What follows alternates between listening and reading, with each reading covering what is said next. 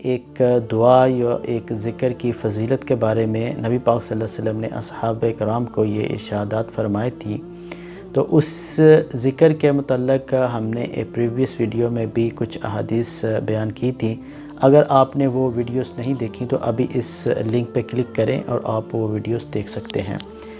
یہ اذکار جو ہوتے ہیں یہ آپ کی زندگی میں بہت بڑی تبدیلی لے کے آ سکتے ہیں۔ آپ کی زندگی میں اگر بے چینی ہے، آپ کے دل میں اطمینان نہیں ہے، آپ کو ذہنی سکون چاہیے، آپ کو ایسی بیماریاں ہیں کہ جس کا علاج ناممکن ہے،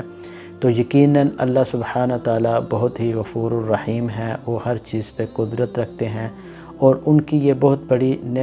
رحمت ہے کہ انہوں نے ہمیں یہ طریقے بھی بتلائے کہ آپ لوگ اس طرح ذکر اذکار کریں، مجھ سے التجا کریں، مجھ سے رجوع کریں، مجھ سے مدد مانگیں، تو میں آپ کی جو مشکلیں ہیں وہ بھی آسان کر دوں گا، اور آپ کی جو زندگی اور آخرت ہے دونوں کو رحمتوں اور برکتوں سے بھر دوں گا۔